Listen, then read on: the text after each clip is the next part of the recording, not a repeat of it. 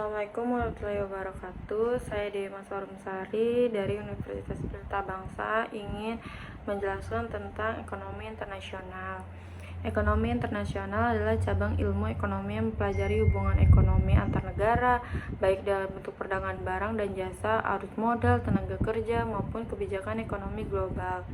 Ruang lingkup ekonomi internasional mencakup beberapa hal. Yang pertama, perdagangan internasional yaitu kegiatan ekspor dan impor antar negara. Negara melakukan perdagangan karena ada perbedaan sumber daya alam, teknologi, tenaga kerja, dan kebutuhan masyarakat. Yang kedua, keuangan internasional yang meliputi nilai tukar, mata uang, neraca pembayaran, pasar valuta asing, investasi asing, dan utang luar negeri.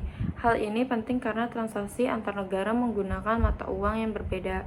Yang ketiga, kerjasama ekonomi internasional seperti ASEAN, AFTA, dan World Bank yang bertujuan memperkuat hubungan ekonomi antar negara. Yang keempat, mobilitas faktor produksi seperti perpindahan tenaga kerja, modal, dan teknologi dari satu negara ke negara lain. Yang kelima, kebijakan perdagangan internasional seperti tarif, kuota subsidi, dan proteksi perdagangan yang diterapkan ke pemerintah untuk melindungi kepentingan nasional. Dengan demikian, ekonomi internasional membahas bagaimana negara saling berinteraksi untuk mencapai pertumbuhan ekonomi dan kesejahteraan masyarakat. Menjelaskan pemikiran ekonomi pada masa praklasik dan klasik. Yang pertama itu ada masa praklasik, yaitu pemikiran ekonomi praklasik muncul sebelum berkembangnya ekonomi modern. Pada masa ini terdapat dua aliran utama, yaitu merkantilisme dan fisiokrat. Yang pertama, merkantilisme. Aliran ini berkembang pada abad ke-16 sampai abad ke-18. Tokohnya antara lain Thomas More dan James Bond. Mereka berpendapat bahwa kekayaan negara diukur dari banyaknya emas dan perak yang dimiliki.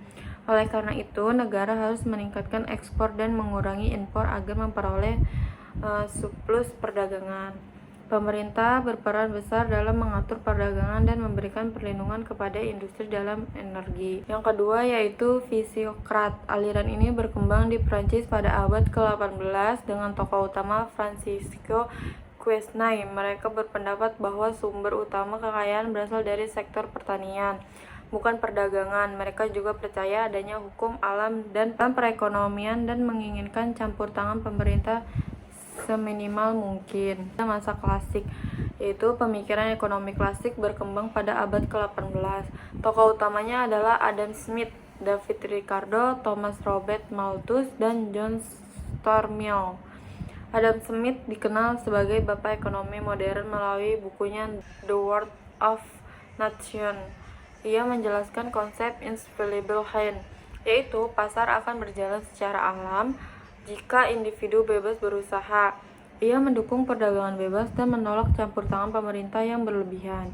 David Ricardo mengembangkan teori keunggulan kompetitif yang menjelaskan bahwa negara tetap dapat memperoleh manfaat dari perdagangan meski tidak unggul secara mutlak. Sejarah teori perdagangan internasional. Teori perdagangan internasional berkembang dari waktu ke waktu untuk menjelaskan alasan negara melakukan perdagangan. Yang pertama itu teori merkantilisme, teori paling awal yang menyatakan bahwa negara harus memperbanyak ekspor dan membatasi impor agar memperoleh emas dan kekayaan nasional. Kedua, teori keunggulan absolut Adam Smith. Adam Smith menyatakan bahwa negara akan mengekspor barang yang dapat diproduksi lebih dari efisiensi dibanding negara lain dan mengimpor barang yang produksinya kurang efisien.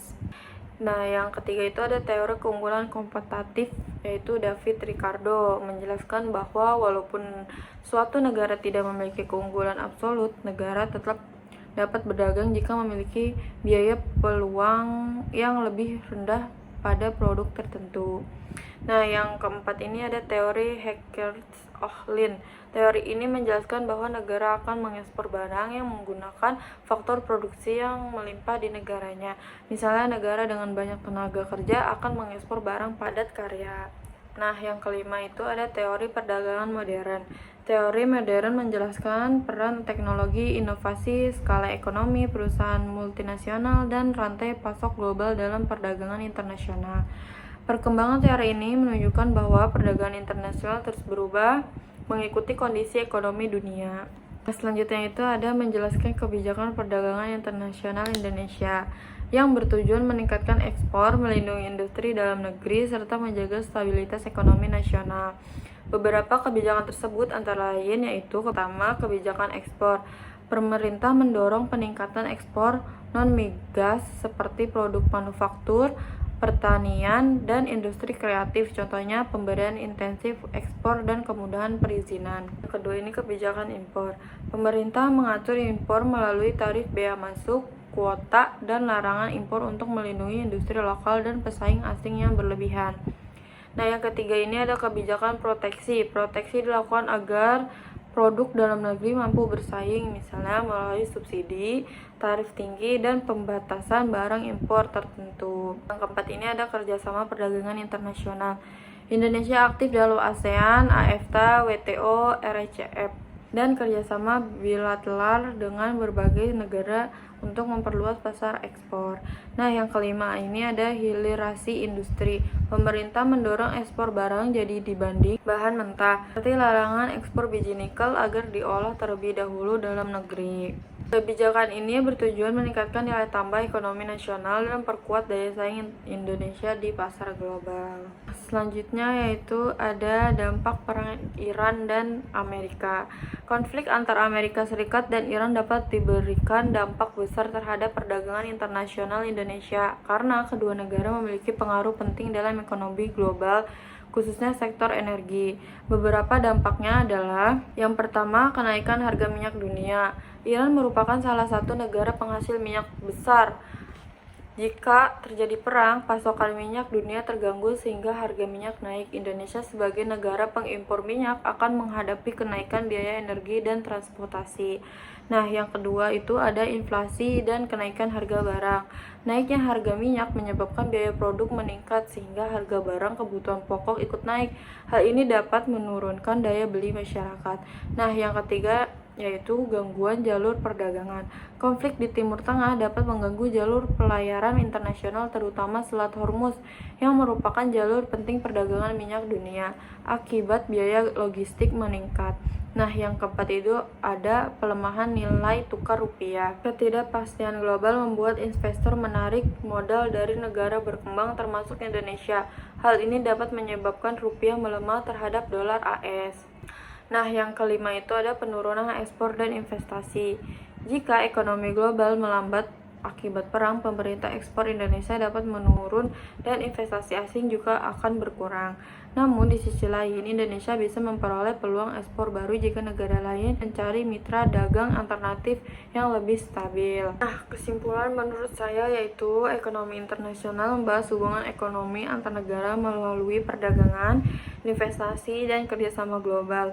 Indonesia menerapkan kebijakan perdagangan untuk mengingatkan daya saing, sementara konflik dunia dapat mempengaruhi ekonomi nasional seperti kenaikan harga minyak, inflasi, dan pelemahan rupiah. Mungkin segitu penjelasan tentang ekonomi internasional dari saya. Sekian, terima kasih.